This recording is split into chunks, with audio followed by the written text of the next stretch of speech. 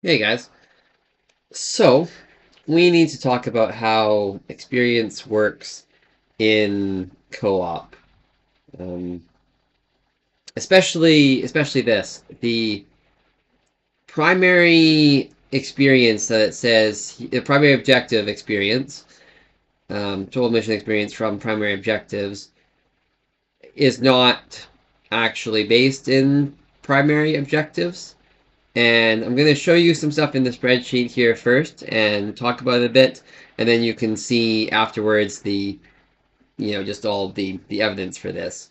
So in this video, I'm going to mostly be talking about these ones here, which I recorded video of while I was sorting this out. But here's the biggest takeaway, is if we look at games 1 and 3, I believe. Let's see. Two of the ones where it's the same. Okay, let's see here. 1 and 4 of this YouTube video. The rest is just for me to sort out. So 1 and 4, I got 15, 7, 55 experience after leaving the game after 3 minutes, 30 seconds, while getting the first primary objective first. And in games 2 and 5, I did not do that. That's this one.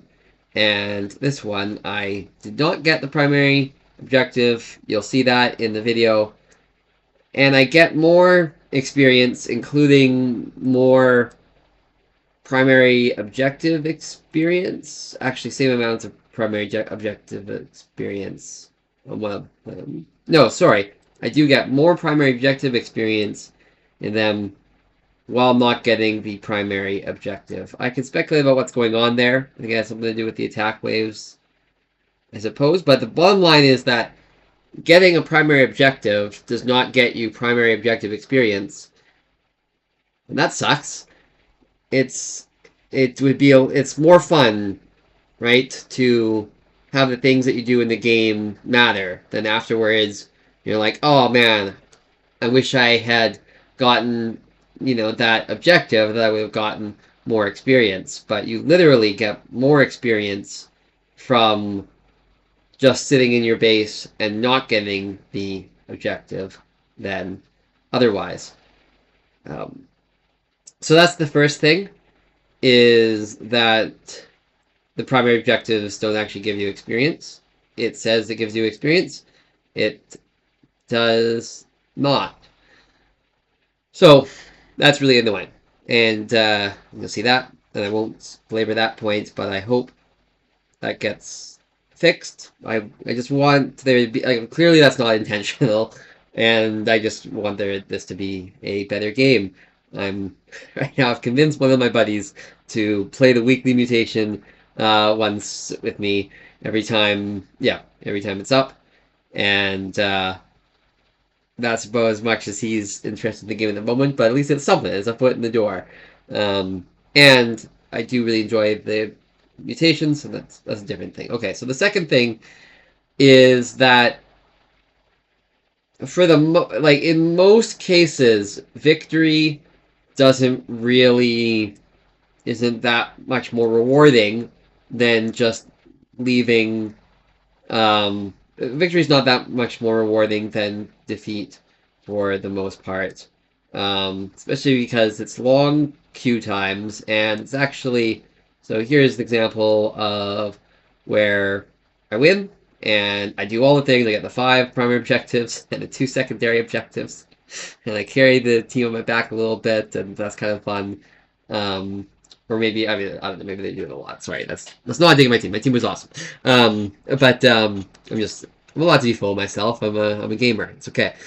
But at the end of the day, the fastest experience is just to survive for 3 minutes, 30 seconds on Annihilation 4, and then you leave. You get about 15, 26 there. Yeah, 56, 26 experience per. I think sometimes you can get even a little bit more. What happened there? Let's see. I think what happened there is if you kill those abyssal guys, I think you get like a tiny bit more experience.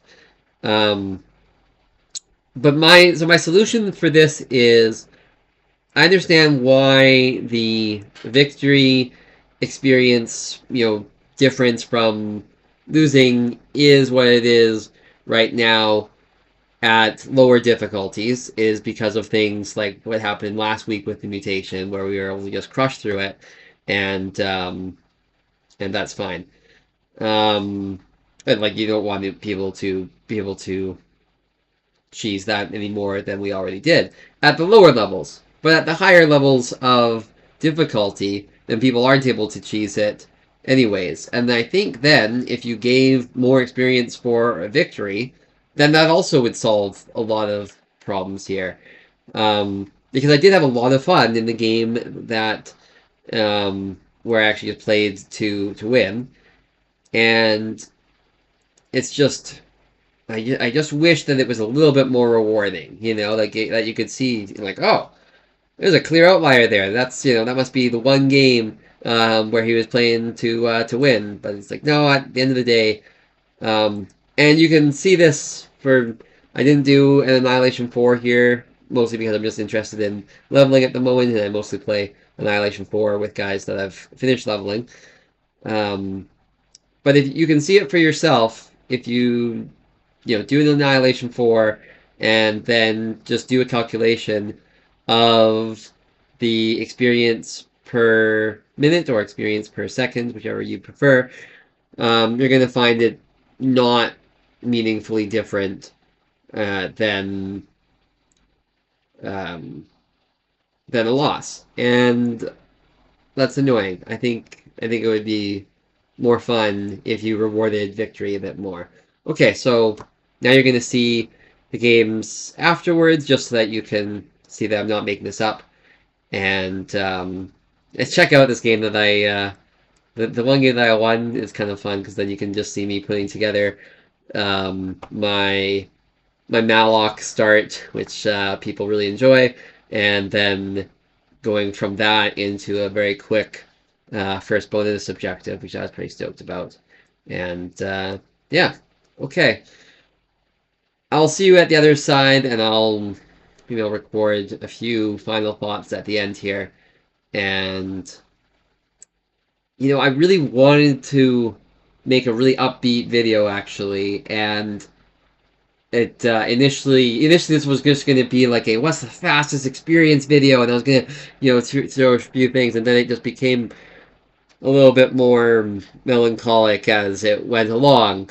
And then it was like, well, I can't really make a super exciting, do this, try to do this cool strategy to try to get the most experience, because actually the cool strategy to get the most experience is to click Annihilation 4 and then build some some meat farms if you're Infernals, to literally fly somewhere that you're a little bit more out of range if you're Celestial, which is that one's even more depressing, or to just bunker up and defend as Vanguard, and for 3 minutes and 30 seconds, which is pretty easy. So anyways, I'll have something more optimistic to say on the other side. Okay, talk you later. Bye. Hey guys, so we're just figuring out the fastest way to earn XP, and so I'm just going to try 2 games on Brutal real quick, which will tell us the logic of it that we can then apply to Annihilation 4. So we'll see. So in this first one, I'm going to let the fabric of reality be torn. Make sure that I survive, and I will This battlefield belongs to me now. try to Allow get the first objective, and then the second one, I'll do it without the first one. So for now, I'm going to pause it to not waste people's time. So here we are, just doing the ultimate cheese from thing. You can see like a couple of these guys are they even able to hit me? Like they're able to hit me but not do hardly any damage, so then it's gonna that the purpose of this demonstration, I'm just making sure I've got a good defense so I don't, you know, botch the thing here. So, we're going to fend off this attack. I guess we'll watch that. And then we're going to leave at 3 minutes 30 seconds, which I believe is the earliest that you can get experience at, as far as I've been able to figure out. We'll see how this goes. It's possible I might just lose here and not be able to use this footage. Just kind of depends on how this next part goes. So let's see. Well, it's not looking great.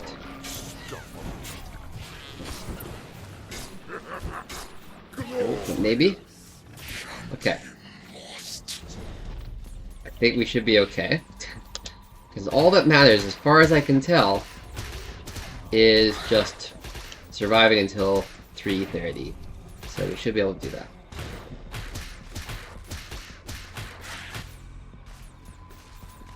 Do that one as well. But I think the way to do it is going to be just to get my queens out here. Get you guys off. There we go. Oh, a few more guys. Okay. Hopefully we'll be alright. Let's see. Ooh. Okay. Don't think they'll be able to kill me in time. Alright, we might as well use this footage for the actual video, I think, because, like I mentioned, all that matters, getting to 3:30. So it's not exactly the cleanest. That's never been what I've been trying to do here. It's just to figure out how does this actually work, so that we can figure out how the fastest way to get experience. And unfortunately, I'm actually pretty sure that this is it, but even easier. I don't even think we actually need to, I don't even know if we actually get experience from doing that. But we will see. That's the real question, is did we actually get experience from doing that? Or is it just say we get experience? Let's find out. So there we are, we can hit level 7, and we should get, yeah, okay, so 15, 7, 55. I will plug that into my spreadsheet, and then we will go again. But next time we will do it without the objectives, without the first objective. And I think we're going to get pretty much the same amount of experience. We might even get the exact same amount of experience, but I guess we'll figure out. So let's see. Because we're going to still do it on Brutal. So here we are, loading into the game. And once I'm in, I'm just going to focus on defense here, because the whole thing is just going to be surviving that first attack. Because I want to see whether this objective actually is giving us experience, and if so, how much. So here we go, we're just going to fend off this attack, like so. Alive. Oh, that's better. This time, we're just leaving at 3:30. So I'm just going to pause this for now, and I'll bring you back in a minute, and then we'll see how much experience we get for this. Welcome back, everyone. It's 3:20 in the game. The storm gate is, the assimilation gate is still up. Abyssal gate, that's what those are called. And let's see what happens. So, I think I actually got slightly more experience this time than last time. And that sucks. If I'm being honest, it's frustrating when you just see that the things that you do in the game don't matter. So the best way to get experience, as far as I figured out, is to turn up the difficulty, and then you do get more experience. We get about 19,000 experience. But the things you do in the game don't matter, as far as I can tell. Other than, you know, winning does, but you need to win very fast in order for it to actually be worth it in terms of experience to win, rather than just leaving at 3 minutes 30 seconds on Abyssal 4. I will show just a quick demonstration of the fact that you can just do it on Abyssal 4, get a bit more experience, and then we'll call it a wrap. Sorry, Annihilation 4 is the difficulty that we're doing for the weekly mutation challenge, and I'll pause it there while the game loads. So we're in the game here. What I figured out the best way to maximize your chance of survival on Annihilation 4 is not worry about the Conclave. The Conclave's not going to be up really in time to help you much with the first wave with Malok, so you just get some meat farms going in a little bit. But first we're going to get our econ. Yeah, we'll make use of these imps while we have them. And now I think I will get one of these. And that's a good time to start getting these.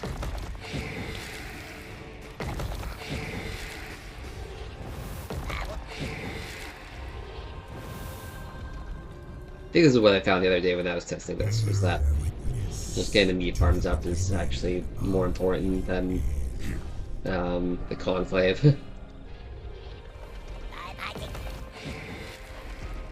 Because again, the only objective here is survive for 3 minutes, 30 seconds.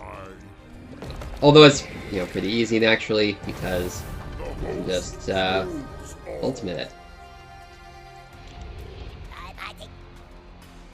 And the reason this matters, by the way, I should say this as well, is this wouldn't be it's a little unfortunate because it actually does make a difference, because it's just so, it takes so long to queue with people on co-op, especially mutation, which makes sense. But it means that if you want to just kind of quickly get some experience, you don't want to spend, 5 minutes in a queue. So I'm just going to pause it for a bit here to not waste your time. So here we are. Just going to leave at 3 minutes, 30 seconds, maybe 31 seconds. And should get about, So that is the fastest way to get experience, especially when you factor in queue times, right? Is just Annihilation 4 on bypass matchmaking, and just spam that, just survive, because as we saw at the start there, the objectives don't even matter, so it doesn't make a difference whether or not you get that first objective. I'll do one more run on Brutal with getting the objective and with not getting the objective, just to really set that in stone. So I'll just record the leaving the games with these, because this is going on long enough anyways. Except then I forgot to click on to mutation, so we'll fix that. Here we are, Brutal difficulty on the mutation, go load into the game. I do still really enjoy this though. This is still just a great time. Quickly turn off some more keys. Helps that go. Bear witness to the beginning of the end. Okay. Now, you might get intercepted by the guys. Oh gosh, this.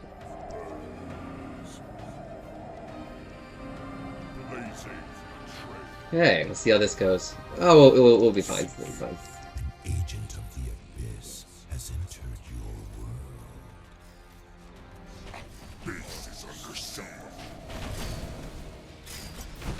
To action.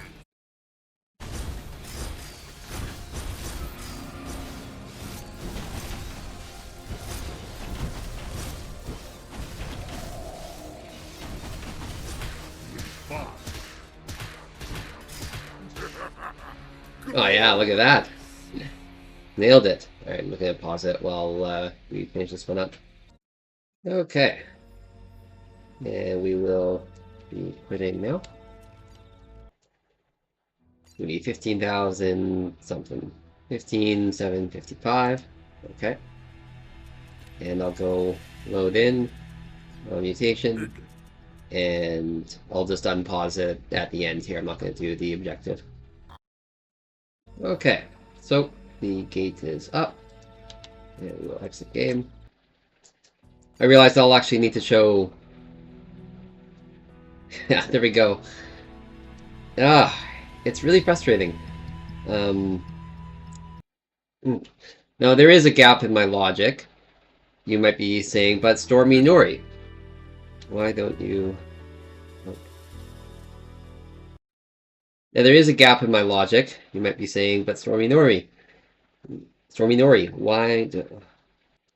Now, there is a gap in my logic, I realize, so let me just show you this. Because you might be saying, but Stormy Nori, why don't you just win? Won't you get more experience winning? And the problem is that there's two queues, right? There's the standard queue and the weekly mutation queue. I didn't start my stopwatch, which is the whole point of this particular demonstration here. So I will start the stopwatch. And so on Brill, you get about 45,000, maybe a bit more. But first of all, like, you just need to divide your time by how many 3-minute and 30-second queues it would take of just queuing instantly, right? That's the first thing. And then realize that it takes a lot longer, especially it depends on the mutation. That's why last week was so particularly good, is that you could just queue for that. I doubt that they'll do that much, which makes sense. I wouldn't recommend letting us have a lot of weeks like last week. That's fair enough. But as we see, these queues take a while. So I'll pause it until this queue is done, and then we'll do a mutation, and we'll see how much experience we get at the end, and then we'll divide that and see how much less efficient it ends up being. Like, it's fun to do the co-op stuff, but oh hey, there we go. So okay, about 1 minute and 30, which is fine, because now we actually need to go and do the thing. But I'm actually kind of looking forward to this. I'm going to pause this, and I will see you guys on the other side. Let's see what their reaction is to this, though.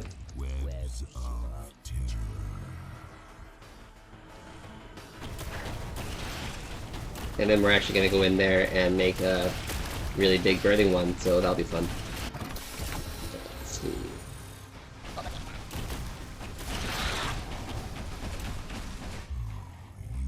Sweet. And now in we go.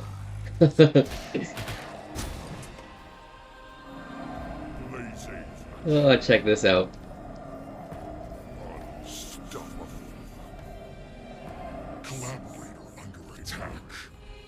That's how we do, right there. Alright, I'll see you guys later. It is kind of cool, is I have just the right amount to get a really fast expand going, so that's pretty awesome. And we're also going to do the bonus objective. Oh, I might have gone in a bit early here. This might be rough. Not gonna lie, team. But if it's not rough, it's going to be freaking awesome. So that could be cool. If I actually manage to get the bonus objective down this fast, that is going to be sweet. Gosh. Yes, tank burning one. All according to plan, team. There we go. Sorry, I accidentally hit end recording instead of unpause there at that last gate. Allies are struggling a little bit, but that's okay. I think we should be all right. Our forces are in battle. Okay, so 15 about 15 minutes as we beat it here, which is like a reasonable time, I think, for the mutation. So, the question. So, but that's somewhere around 4 times longer than that takes it the other way. And I definitely had fun. I'm not saying that. I'm just saying I'd like my experience to be based on my performance in the game, which I think is not unreasonable. I'll plug in the math. I'm going to try one more test real quick here. I'll pause it until 5 minutes here. Sorry for the rant. Okay, so I suspect that the primary experience is going to be roughly 54 times the number of seconds in the game. Oh, I think we probably did hit it right around 5 minutes, because those are very round numbers. Oh, that's interesting. Let me just do a quick little bit of math. I'm just gonna plug this into the spreadsheet and I'll get back to you. So there we have it.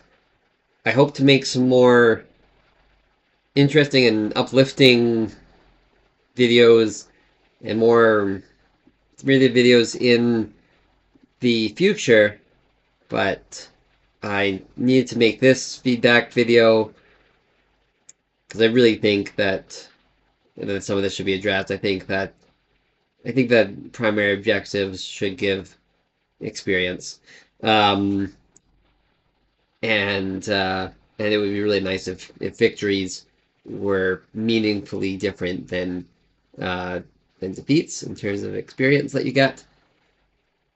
That would be nice.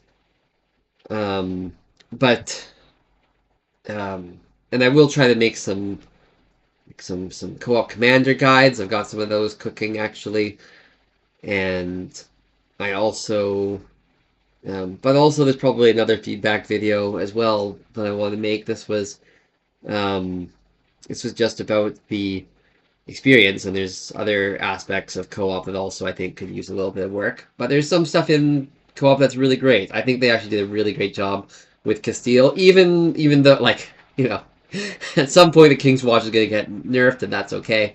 That's bound to happen. He's still going to be a lot of fun with his Cull the Unworthy. I just love that. Cull the Unworthy is a ton of fun, and also I like his whole mech style. It's so they did great there. There's definitely good things to say, but I really hope they figure out some of this stuff. Okay, so thanks for watching. Until next time, peace.